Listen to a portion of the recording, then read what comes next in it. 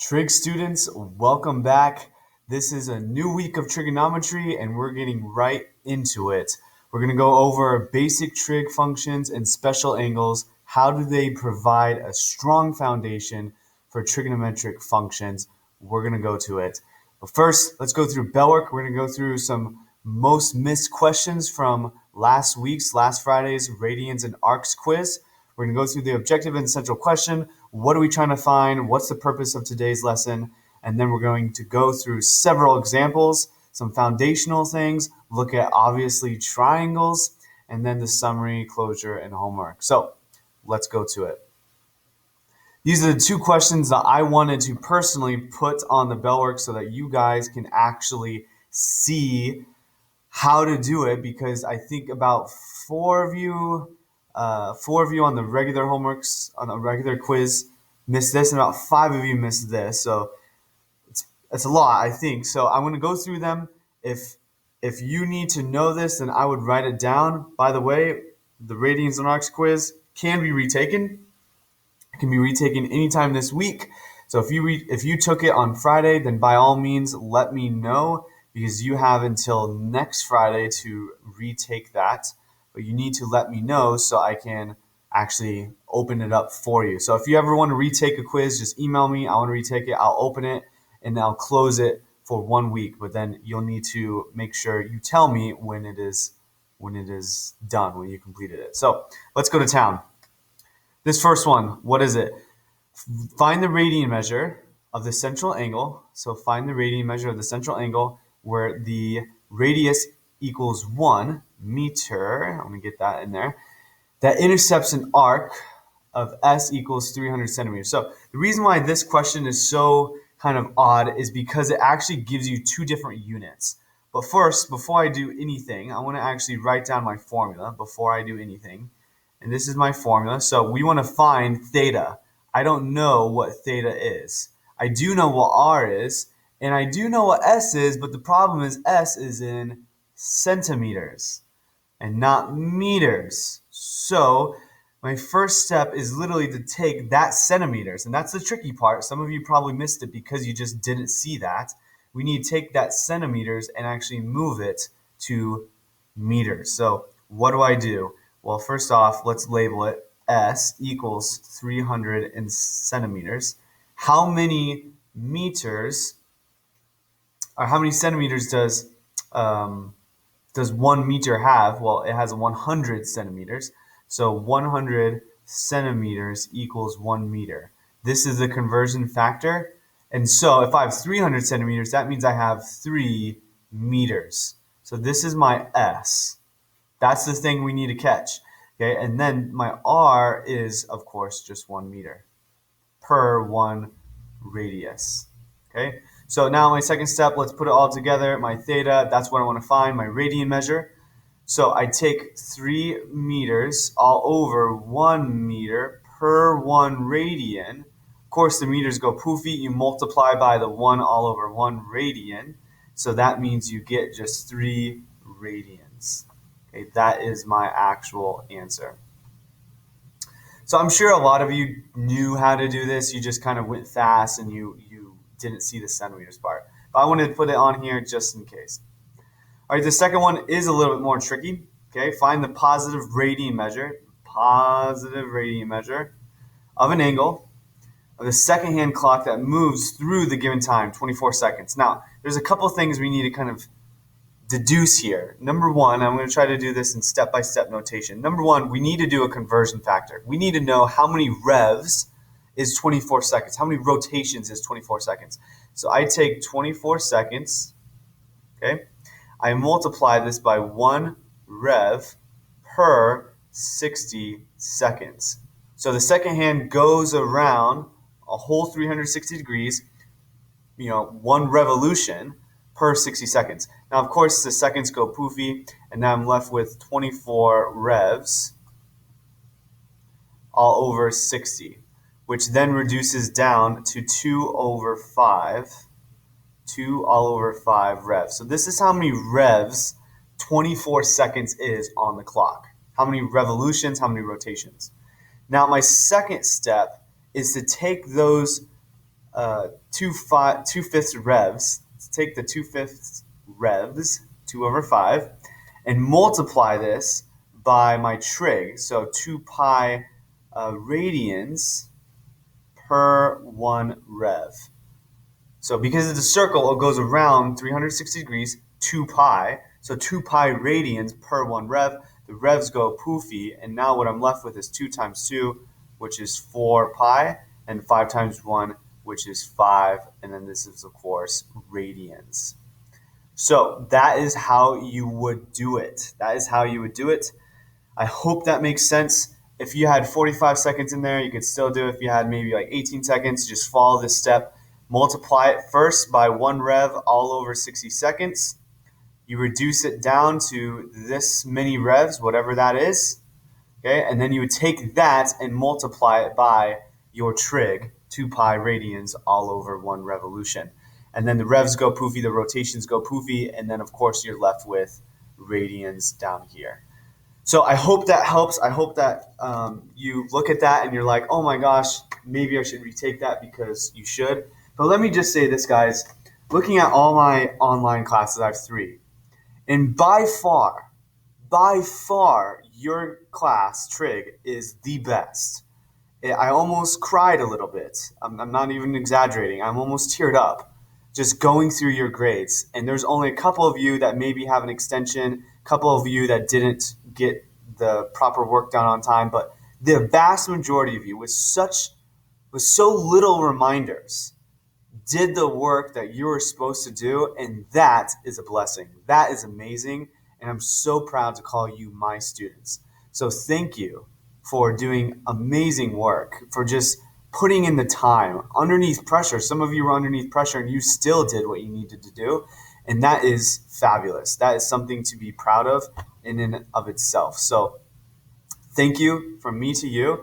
I'm, again, just awesomed, if that's even a word, awesomed, awesomed by the fact that you do what you do, okay? And that just brings joy to my heart, so thank you. Let's get into the lesson, okay? So this is 5.2a, basic trig and special angles. You don't have to write down all of the essential questions. Maybe just pick one if you want to. How do I apply trigonometric ratios or trigonometry ratios? Do that one. It's the easiest. It's the shortest. But really, we're going to do all of this, okay? Hopefully by the end, you'll be able to calculate trig ratios by right triangle and special triangles, okay? So we're going to be reviewing some geometry lessons, some special right triangles. If you took my Algebra 2.2 class, quarter 3, first period, then a lot of this will look familiar. I'm going to be adding a little bit more to it because, of course, it's a new class, but it will still look familiar. A lot of it will still look familiar, okay? Let's get to it. I want to find the first, the only, 6 trigonometric ratios given a triangle. This is trigonometry, finding a triangle. So we have sine, we have cosine, we have tangent. What does sine mean? Sine just means in the Greek angle. That's really what it means. I mean, it means a little bit more than that, but it really just means angle. That's the basic definition. It comes from the Greek and Latin word that means angle or measurement, essentially. Cosine means co-angle. Okay, co-angle, cosine. And then tangent actually just means to touch. If something's tangent to it, it just means to touch. That came from geometry. If you guys remember, you had a circle, and then you had maybe like a line, let's just say a segment, and then it barely just touched that circle in one spot. Okay, that spot right there is what we call the tangent, or that the whole line is what we call the tangent because it touches the circle in one spot. So the tangent is really just something that basically touches or adjacent to or whatever. Okay, so we're going to look at sine, cosine, and tangent. Now, let's just say I label this A, capital A for angles, and of course this is a right triangle. And let's just say I label this B, and then of course my right angle here, C. I also want to label this, let's do other colors, Spider-Man colors. Everyone knows Spider-Man. This is B, this is C, and this is A. Now notice I'm doing it opposite of the capital letters. And then let's say that this right here, come on, is my theta, my angle measure. Let's just say angle A is the angle measure I'm interested in, okay? So sine, what is sine? Well, remember maybe a limerick that you learned in Wilping's class or another class, but it's what we call SOHCAHTOA. My geometry teacher actually never taught me this until after we took the test. Dang. She said that she hates it. I do not know why, but she said that she hates it. So this is sine, this is cosine, and then this is tangent. Kind of fitting in there. Okay. SOHCAHTOA. So sine. What does the O and what does the H mean? The O means opposite. So the opposite side length, basically the leg that's not touching it. So the opposite one right here, and then over hypotenuse. So that's what it is. I'm going to write that down. So it's the opposite all over hypotenuse. What is cosine? Cosine is the adjacent. So the side that's actually touching. That's what adjacent means. Adjacent means to touch, just like tangent means to touch, but it basically just means right next to it. So right now, what's adjacent to me is my little bookshelf thing here. Okay, what's adjacent to me. Another thing that's adjacent to me technically is my answer key. And so there's a lot of things that are adjacent, but just basically mean like when you're in traffic, the car next to you is adjacent and so forth. So it just means right next to, touching, so forth. Adjacent, H will stand for hypotenuse. What's tangent? Tangent is OA, so TOA.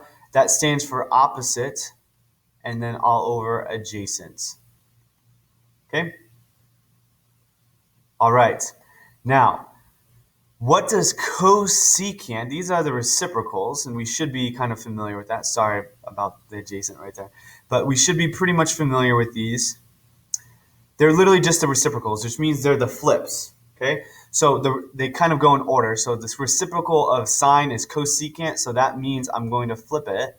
So hypotenuse all over opposite. What's the reciprocal of secant? It's the cosine, so I'm going to flip that. So I'm going to flip cosine to become secant, which is hypotenuse all over adjacent. I'm abbreviating here. And then cotangent, of course, the reciprocal of tangent is cotangent. Reciprocal cotangent is tangent. So adjacent all over opposite. Now, these are my trig functions. These are my 6 trig functions, the ones that we're going to be going through the whole quarter. We're going to be very, very familiar with them. We need to know that this is SOHCAHTOA. You will not, I hate saying this because it's so like, oh, it's so drastic, but it's still true. If you don't know SOHCAHTOA by the end of this week, you are going to have one junk of a time trying to get through this class. I'm telling you. This is something that we just need to secondhand nature. SOHCAHTOA, opposite over hypotenuse is sine. Adjacent over hypotenuse is cosine, and so forth. Okay, let's kind of look at these a little bit more in depth using our triangle. What's the sine? If this is my angle, what's the opposite of angle A? And that is side length A. And then what's hypotenuse? It is actually C. Cosine, if I look at this angle A again, adjacent, so the side that's touching right here, the side that's actually touching this angle, that's the side that's touching it, okay? This side B, and then divided by hypotenuse, which is always along the side, opposite of the right angle, and that is C. Tangent, what is tangent? Tangent is opposite over adjacent, so opposite is A, and then adjacent, touching that angle A right there is B. Perfect. Now, let's go to my cosine, my cosecant, my reciprocal functions. Cosecant. Now we just need to flip them. So if this corresponds to sine, then that means this is C over A. Secant would be C all over B. Just flip cosine. And then this one is B all over C. Now, I'm going to pause here and just kind of explain a couple things, mainly 2 things. Number 1, if you're having difficulty trying to figure out which is the reciprocal of which, think of it like this, and I've actually heard this, and it was amazing. Okay? I got it from my Algebra 2 teacher, and I didn't even like Algebra 2. Think about it like this. Everyone needs a co-captain. All trig functions need a co-captain. What does that mean? Look at sine. it needs a co-captain. So it's not going to go to secant, which is usually what we would think, because S and S, right? That's usually what our mind thinks. But because every trig function needs a co-captain, it's actually going to go with not secant, but with cosecant. Just like what I did here. Cosecant, that's an abbreviation, and this is sine.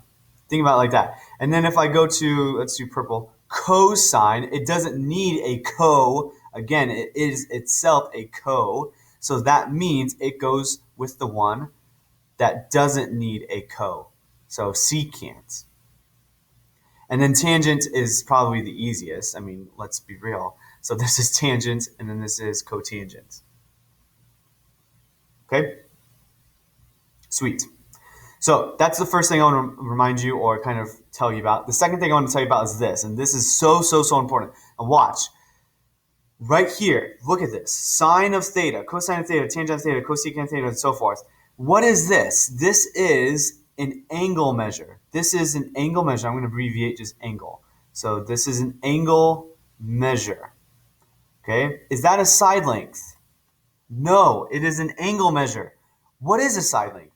This, the ratio. So the actual ratio, that is the side length. Now, why is this so important?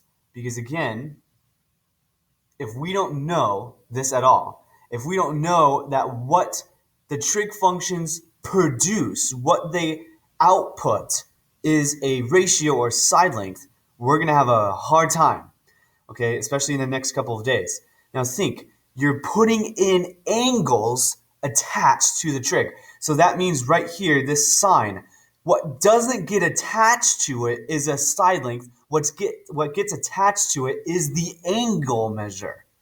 So the angle measure gets attached to the trig function always, always, always, always, always, always, always, always, always, always, always, always, always. Okay, unless it's an inverse, which we will do, but in 2 weeks. Right now, always the angle measure is attached to the trig function. So I don't want to see anything like this. Sine of 1/2 like inches and then equals like pi all over 4 radians. That will make me literally throw up in the color of this green. Okay? Because it's so wrong, I can't even begin to tell you. All right? Don't do that. The trig function gets attached to the angle measure, and then what it produces, what it outputs, is the side length. So the input is the angle measure. The output of my trig function is always, always, always my ratio or side length. Okay? So I want to emphasize that because every single time I emphasize it, students seem to get it clear. Every single time I don't emphasize it, students seem to, okay? So that's why I'm emphasizing it. Let's move on. I'm going to give you another screen, and it's a little bit more specific. You don't necessarily need to write this down because FYI, you already did. All right. So sine of theta equals the length of the opposite and the length of the hypotenuse. So it's literally opposite over hypotenuse, and we said it was A over C. Okay, the adjacent all over hypotenuse, we said B over C. So we already did all this, all right? And we already kind of did this triangle, but this is kind of a review. This is what the hypotenuse is, the side length, and then the actual, the adjacent side, okay? And same thing, adjacent side, length of hypotenuse. I mean, they're basically the exact same thing. I'm just putting them both there. So that screen is not too important because we already did all that. Now, I'm going to get to this screen. And this screen is going to kind of show you how ratios work. You don't need to write this down, so don't feel like you need to write it down because you absolutely don't. Okay? What it basically does is how it works. So look at theta right here. Theta is opposite, that's what tangent is, opposite TOA.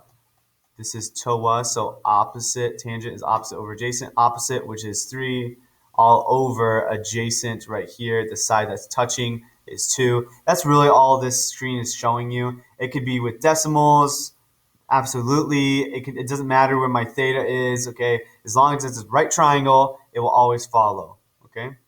And of course, they're using tangents always. So, all right. They're also proportionate. That's FYI. They're proportionate. That's another thing I guess I should say, right? So they're proportionate. Look at this. If I scale this up times 2, I get 4 and I get 6, but you still get the same ratio. So what does that mean? It doesn't matter how big your freaking triangle is. You'll still get the same measurement, which is amazing because it all depends on the actual angle. Okay, which is why trigonometry is used in huge building structures and architecture. All right, so let's go through this. This is just evaluating trigonometric functions. How can I evaluate each trigonometric function? Let's get to it. This is my angle measure. I want to find the 6 trigonometric functions. How do I do that? Well, first off, I need to find C. How do I find C? Ladies and gentlemen, you should already know a squared plus b squared equals c squared. And I want you to know that those shirts that say, all I learned in high school was a squared plus b squared equals c squared.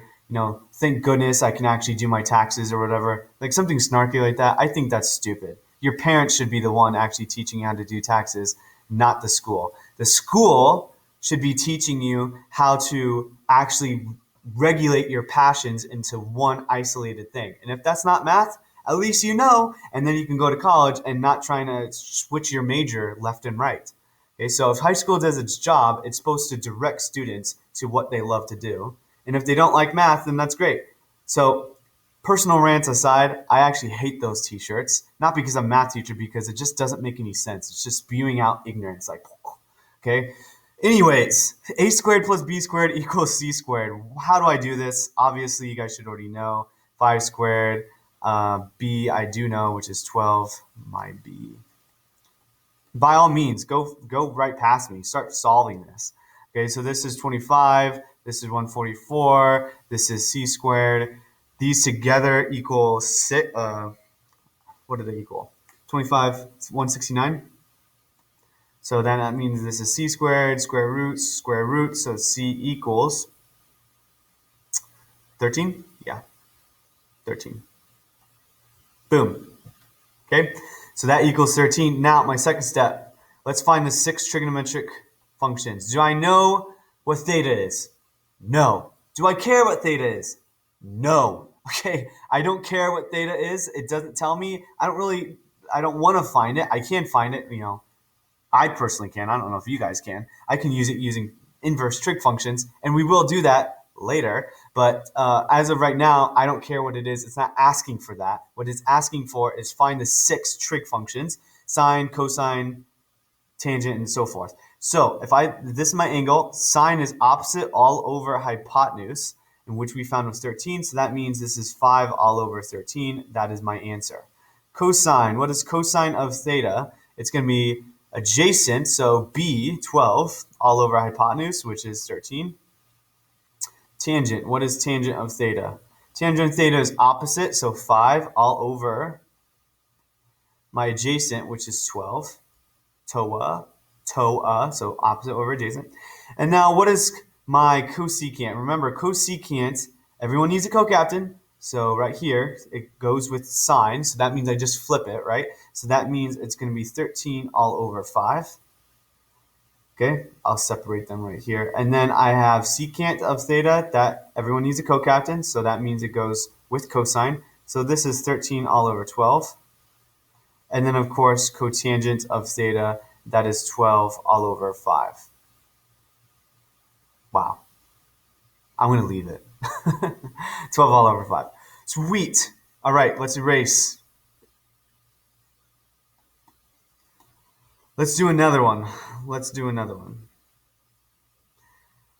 All right, I need to find b, so the first step is going to be a squared, which is 1, plus b squared, and then c squared, which is 9. So then this is b squared, and this actually equals 8. So then square root. And then this is actually going to be b. I have to break this down into 4, 2. This is 2 and 2. The 2's come out. So 2 radical 2. That's what it breaks down into.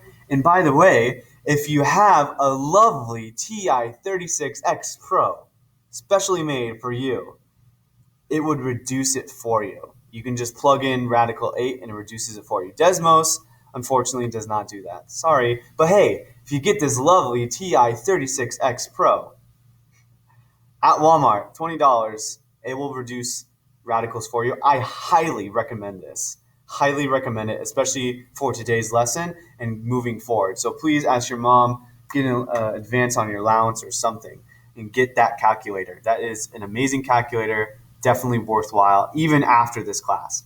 So this is what B is. Awesome. Now let's go to step 2. Let's go to step 2. Okay, so sine, cosine, tangent, let's hit it. This is opposite over hypotenuse, so opposite 1 all over hypotenuse, which is 3. So this is 1/3, not too bad. Cosine is going to be adjacent, so B, so this is going to be 2 radical 2 all over hypotenuse, which is 3. Yes, if it has a radical, woo, it's okay, don't freak out. And then tangent is going to be opposite, which is 1 all over adjacent, which is 2 radical 2. Can I leave it like that? Actually, no, which means you have to rationalize. So you have to multiply both the bottom and top by radical 2. So that means this equals radical 2.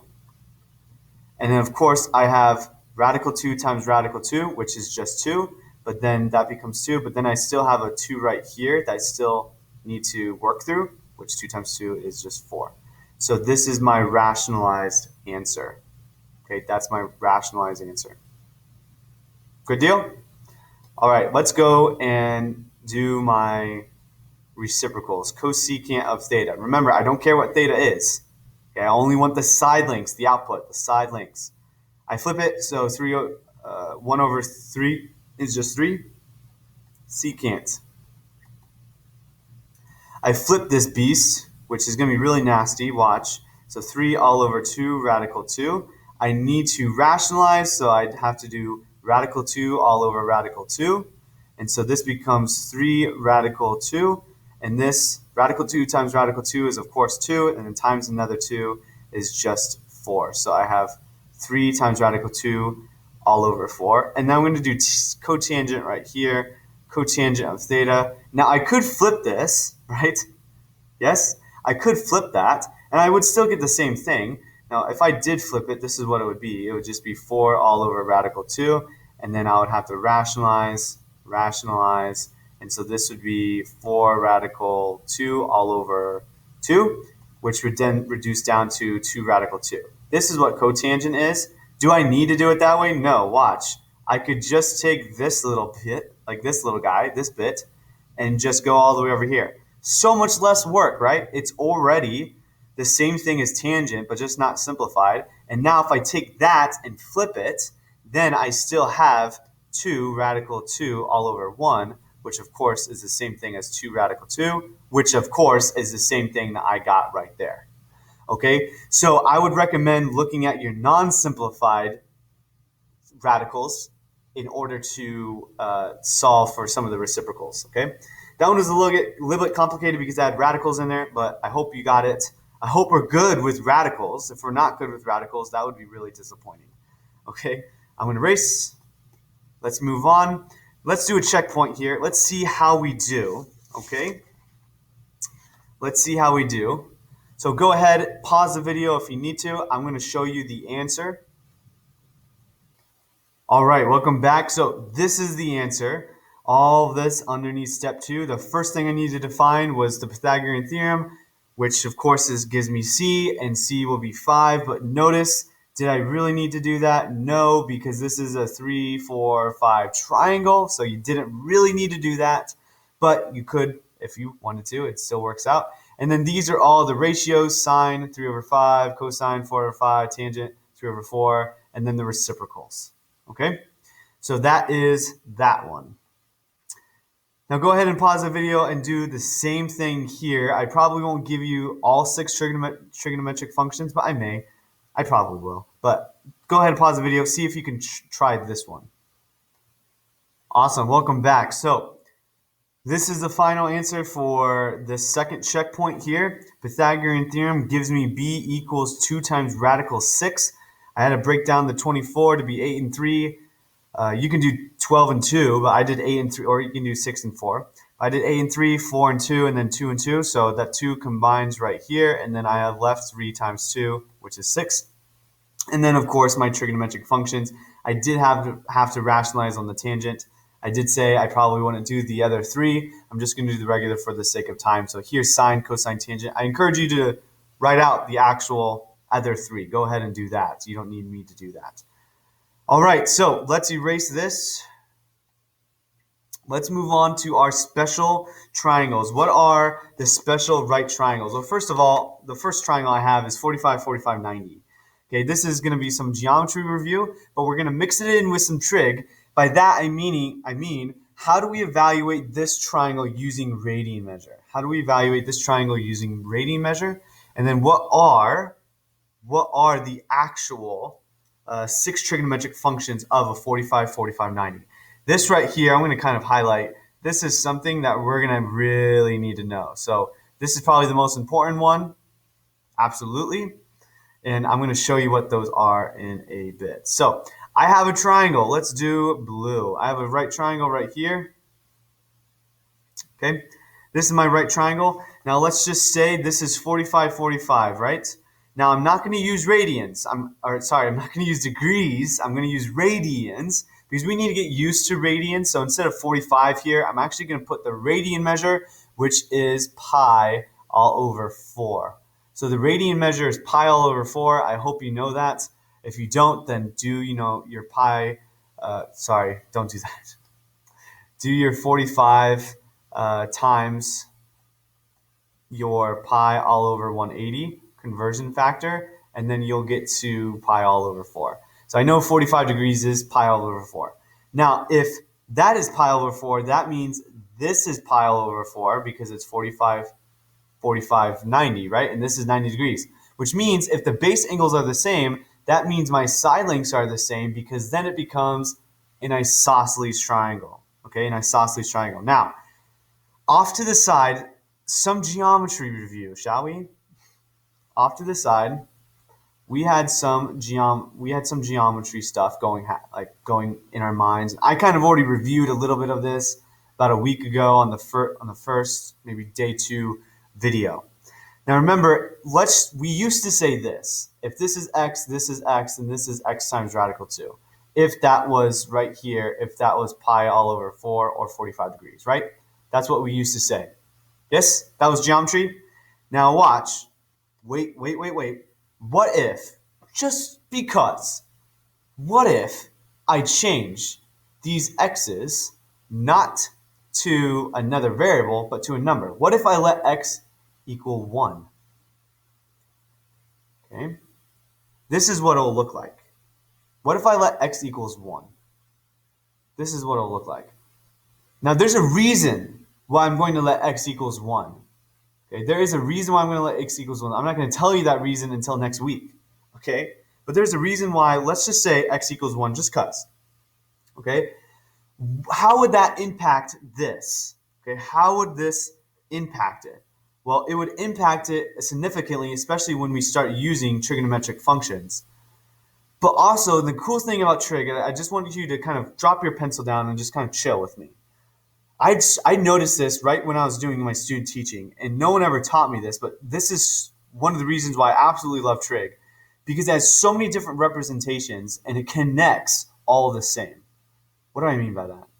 This is one representation of the 45-45 degree triangle, but I can also use another representation of the 45-45 90 degree triangle, such as this. I can make this saying 2, this be 2, and then radical 2, and this be radical 2, and this will be 2. Why would I want to do that? This is amazing. I mean, truly just amazing. Now, if I did this, like this is x, and this is x, probably something that your geometry teacher never taught you. What if, just because I wanted to make this x 1, okay, then it would just be radical 2. If I wanted to make that x 1 and that x 1, okay, I could do that. Now watch, this is the same thing. These are the same triangle. You're like, no way. Watch.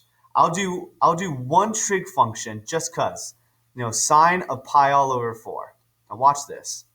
I'm going to do it with this triangle first, and then I'm going to do it with this triangle. And we're going to get the exact same thing. Ready? So let's do it this triangle. If this is my angle all the way up top, follow my little cursor.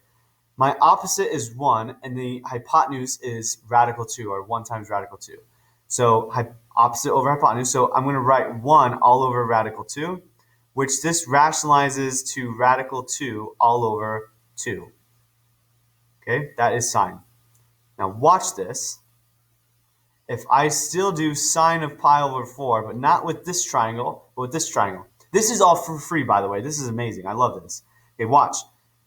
If I do, let's just take this angle right here. It doesn't matter what angle because it's pi over 4, right? Let's just take that one. Okay, so pi over 4, opposite over hypotenuse. What do I get? I get radical 2 all over 2. It's the exact same thing, okay?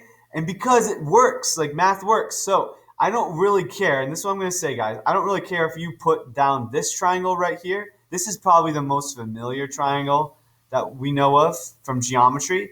Or you put down this. I don't really care, to be completely honest with you. I just think it's cool, and I hope you share in that. Maybe you're like, dude, that sucks. What are you talking about? That's boring. I hope you don't think that because I think it's pretty cool. Let's go to cosine. I'm going to use probably this triangle right here. Okay. Again, it's similar to geometry, but let's just say we made these 1. Let's just say we made those angles 1, so we get rid of the x, and we actually can see numbers here. What are the ratios? The cosine is adjacent all over hypotenuse, so adjacent of this one right here, I'll color it in. The adjacent of this angle right here is the radical 2, and then my hypotenuse right here is 2. So radical 2 all over 2. It's very similar to the sine because it's the exact same. Okay, now let's do tangent.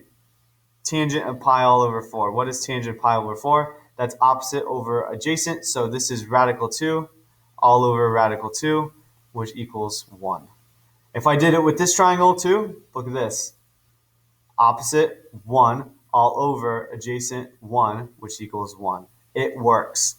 Now let's go and do my other functions. So cosecant. What is cosecant? You should be writing this down.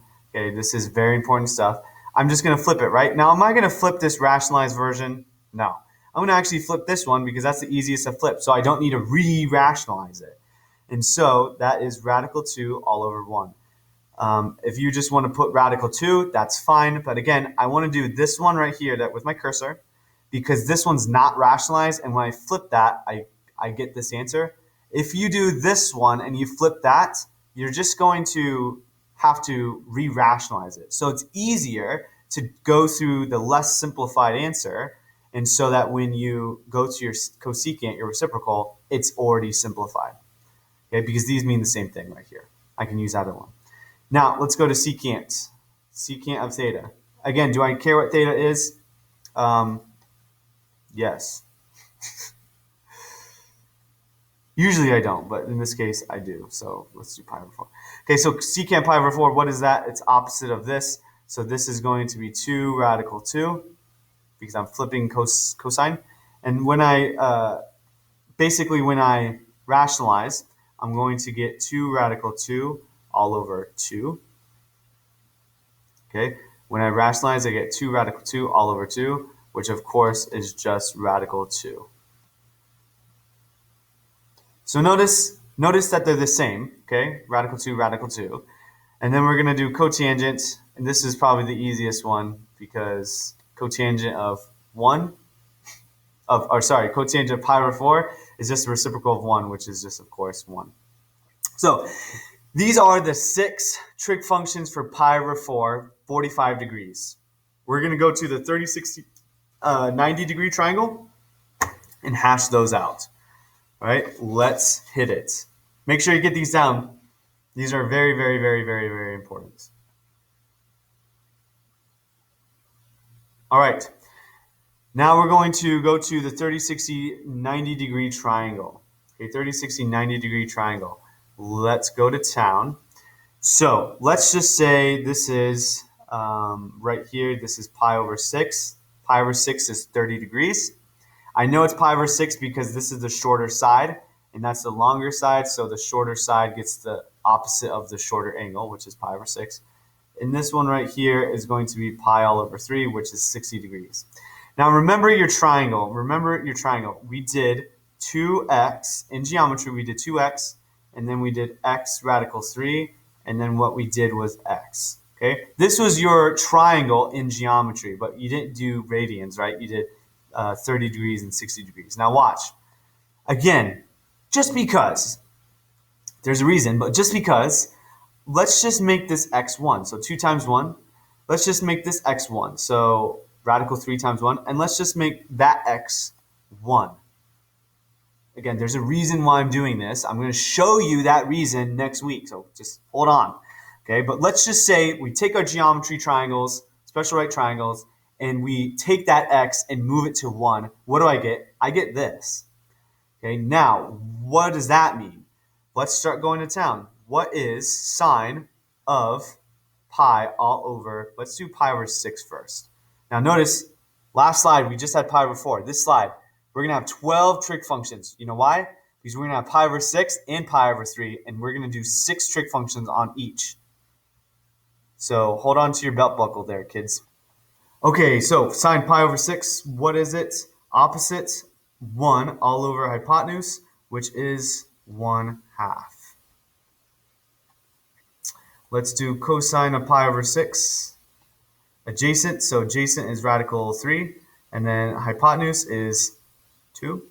So radical 3 all over 2.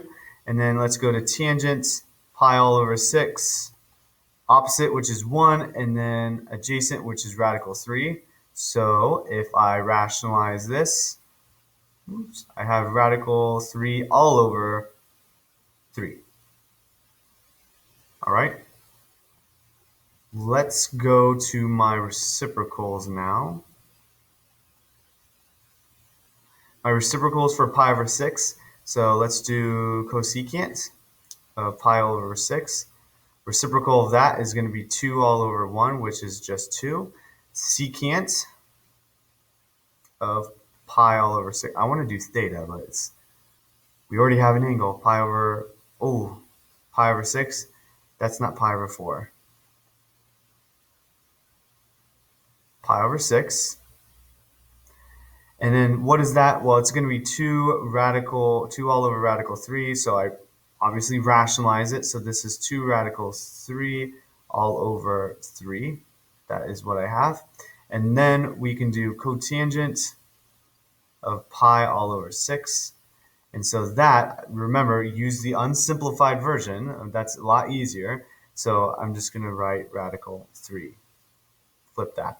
Sweet. So now that is pi all over 6. Let's go now to sine of pi all over 3. 60 degrees. 60 degrees, sine of pi all over 3. What is the opposite over hypotenuse? We have radical 3 all over 2.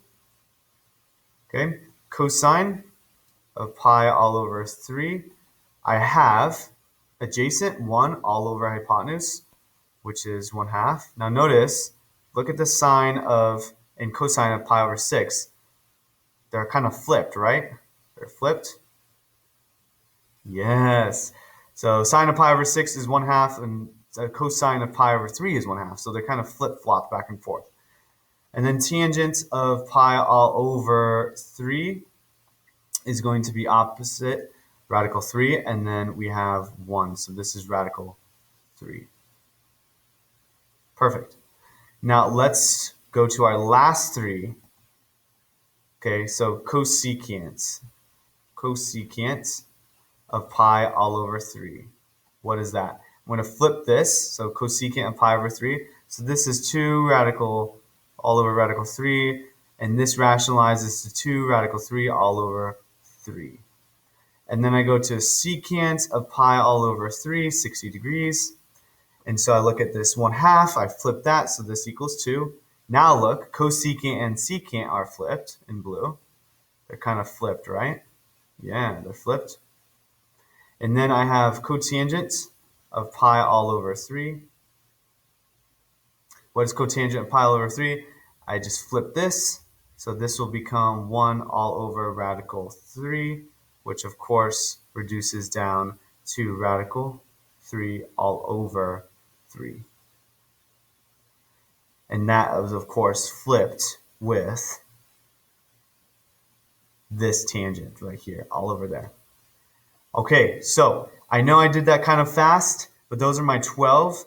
3, 4, 3, 6, 9, 12. So those are my 12 trig functions of my 30, 60, 90 degree triangle. Sweet. Make sure you have those down. Let's erase. Now, you're going to see on Math Excel something that looks like this. It's going to tell you all this fun junk. All you have to do is just analyze this. They're going to ask, what is cosine of 60 degrees? Now, remember, cosine of 60 degrees is the same thing as pi all over 3. Okay, but just honestly, all you have to do is look. What is 60 degrees right here? What's cosine? It's adjacent, so 1 all over hypotenuse. So this equals 1/2. That's literally all you have to do. Odds are they'll actually give you these triangles. Or you can go to the last slide where you copy down the notes and you can just see, okay, what is cosine of pi over 3? Oh yeah, it is 1/2. I already have that in my notes. Okay, so that's that one. Very, very easy. Make sure you're rationalizing the denominator if you have to. Let's go to the next one. Secant of 30 degrees. What is secant of 30 degrees? Again, it's in your notes, but let's just say you didn't have your notes with you. First off, secant of 30 degrees is the same thing as secant of pi over 6. Now, I want to know what pi over 6 is, but the problem is sometimes we have difficulty figuring out, oh, okay, is it SOHCAHTOA? Is it opposite over adjacent? Is it adjacent over opposite? Like, what is it? Well, think about this. Secant, everyone needs a co-captain. Its reciprocal is cosine. So if you find cosine of pi over 6, pi over 6 is 30 degrees, and that's going to be adjacent over hypotenuse. So this is radical 3 all over 2. If I find that, then I can find the reciprocal secant pi over 6. Or you can just look back at your notes, okay, because you have that already in your notes. So let's flip it, radical 2, and then 2 over radical 3. You rationalize it, so this is 2 radical 3 all over 3. And yes, we rationalize the denominator. We mark that off. Happy face. Math Excel is ecstatic. Okay? Sweet. So these are actually very, very simple. Let's see if you can do this one by yourself. Go ahead and pause the video and see if you can do this one by yourself. It's actually very simple. What is sine of pi over 4? Well, we know pi over 4 equals 45 degrees. And what is sine's ratio? Sine's ratio is opposite over hypotenuse. So that means this is opposite 1 all over hypotenuse, which is radical 2. Okay? And then plus this cosine is the same thing. It's just adjacent all over hypotenuse. So this is 1 all over radical 2. How can I combine these? How can I add these up? Okay? It's actually very, very simple. It's very, very simple. I have this one and this one. Do they have common denominators? Yes. We will rationalize in a little bit. Don't worry. We will rationalize in a little bit, but watch. They have common denominators, so I can actually add that one and that one. So this becomes 2 all over radical 2. Just like if I had 1 all over 2 plus 1 all over 2, this will become 2 all over 2. Same exact thing here. Okay?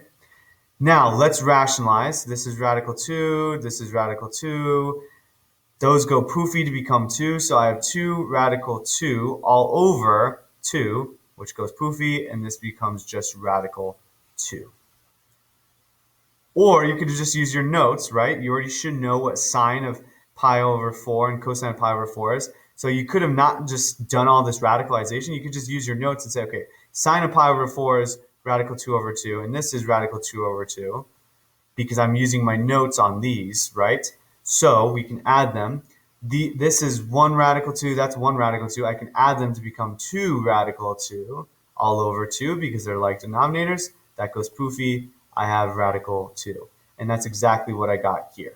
So I don't care whether or not you kind of use the triangle that they give you and then kind of rationalize what you need to and then finally get your answer, or you can just straight up use your notes and then kind of jump the gun, as it were, right, to radical 2, okay? Awesome. Let's erase this.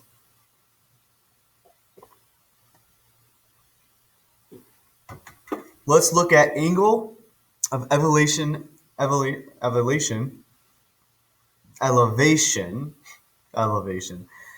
and depression. So I would love for you to at least sort of write this down, but this is kind of what it is, okay? Let's just say, this is one of you guys, a student. Okay, let's just say it's one of you guys. Yay. Now you're looking just straight across. That's your horizontal kind of pivot. All right.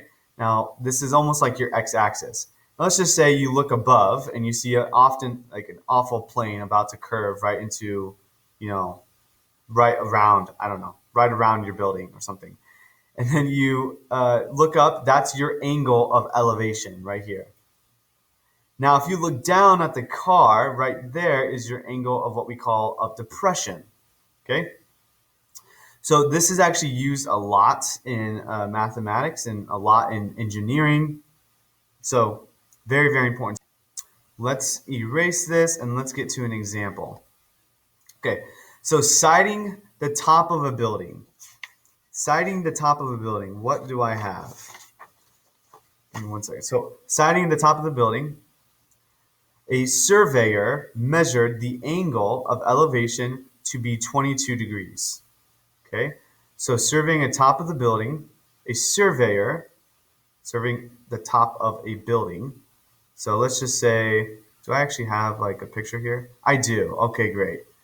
I didn't know if I actually had a picture. So this is the surveyor, this guy right here. I'll draw a stick figure. Yay. This guy is surveying this top of the building, and it's at 22 degrees. Okay? The transit is 5 feet above the ground. So the transit right here, the kind of pick, like the thing that holds up on the camera, is 5 feet above the ground. So you see like this little area right here is 5 feet above the ground and 300 feet from the building. So this is, this is 300 feet from the building right here. So right here is the 300 feet from the building. Okay? So what we technically have, and I'm going to try to do this to the best of my ability, we have a triangle. So give me a second. We have a triangle. And then this A right here, this is one side of this triangle. And then we have a triangle all the way across. Right there. Okay, so that is our triangle. And now what we want to know is this. Find the building's height, H. Okay, find the building's height, H. So technically, this is what we do, guys. We have to find A, because once we find A, then we can find the building's height, because then we just add 5 feet to A, right? Because the transit is 5 feet above the ground. If we find this triangle, A, then we can find H, because then we add 5 feet to H. So how do I do that? Well, first step, what I do is I see that this is a triangle, this is 300, this is A, and this is 22. Now, what's the ratio? What's the trig ratio that I'm going to be using here? This is my angle. I have the opposite and the adjacent. So I use tangent. So tangent of 22 degrees equals opposite, which is A, all over adjacent, which is 300. How do I solve for A? Well, I just multiply by 300. I multiply by 300, and boom, I can get A equals 300 times tangent of 22 degrees.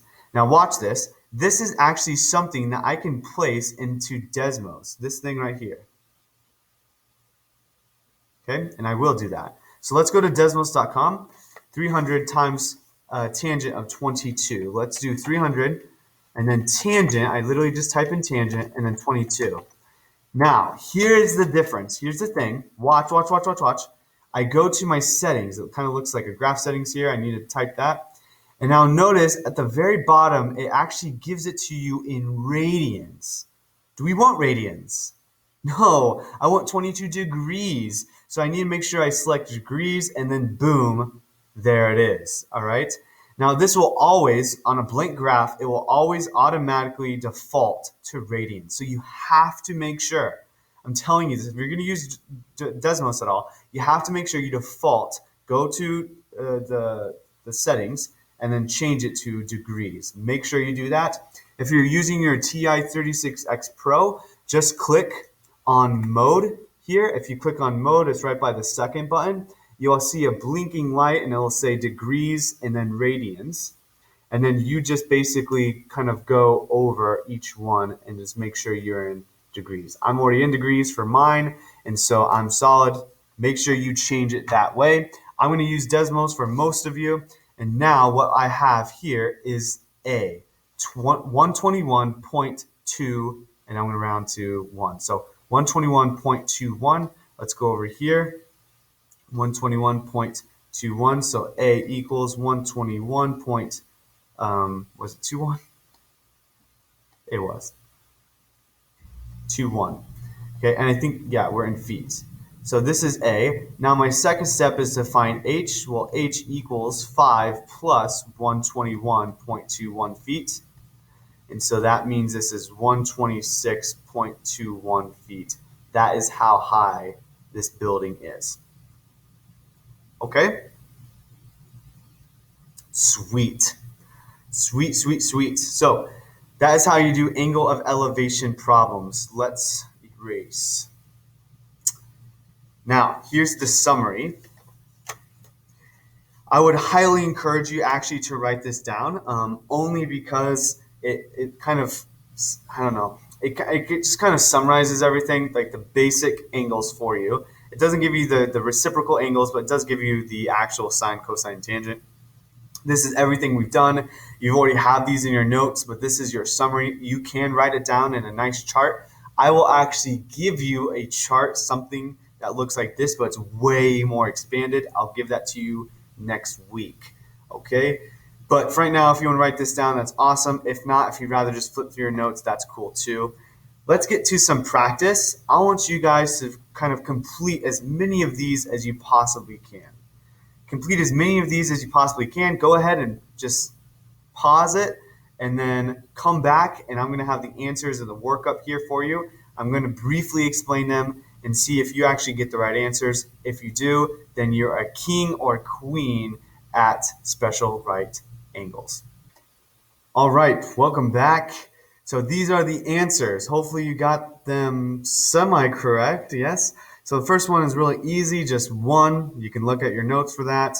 The second one is still looking at your notes, but make sure you have a minus sign in between there. Radical 2 over 2 minus radical 2 over 2 is, of course, 0.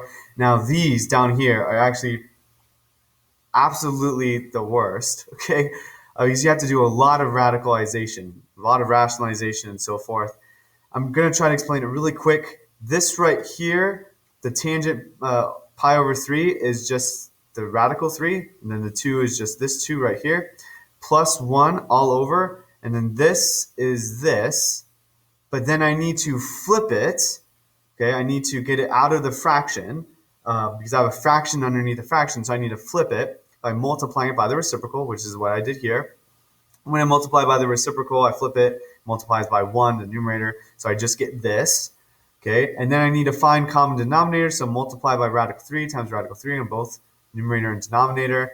Radical 3 times radical 3 is just 3, and then this is the same common denominator. I still have a 3 here, 3 plus 3 is 6, and then 6 divided by 2 is just 3, so that's divided by radical 3 still right here, and then I have to rationalize again, and so radical 3 times radical 3 on both the numerator and denominator give me 3 times radical 3 all over 3, which they go poofy, and that gives me radical 3.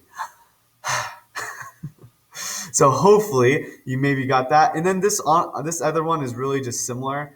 It's not just a plus, it's a subtraction. So it literally follows the exact same process, but right when you get here, this is an equal sign. Right when you get here, you notice instead of plus right here, so right here is a plus on the other one, but here it's a minus, and of course 3 minus 3 is 0, which makes it just 0.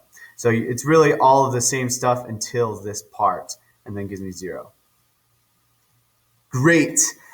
Okay, so if you got maybe 2 of those right, then congratulations. All right, so that's just practice, seeing if we're really, really good at special right angles. Let's get to the summary. What is the summary here? You learned how to use right triangles to evaluate trigonometric functions. You used how to find a function value of 30, 45, and 60 degrees. You also used right triangle trigonometry to solve applied problems like the angle of elevation and the angle of depression. Okay? So what are you going to be doing today? You are going to be doing hopefully a retake if you did not get the grade that you wanted. Okay? Hopefully a retake. And now if you did a 0, okay, if you got a 0% on that, you could technically do a retake on that.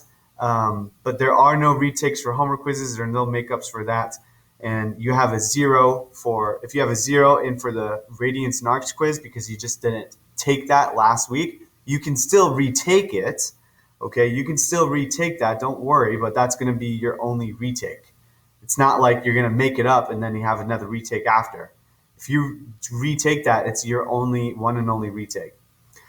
And then, of course, your Math Excel homework is 5.2a, basic trig and special angles. Just remember, keep calm, don't explode. Trig, it's been real. I'll catch you later on the next video. See ya.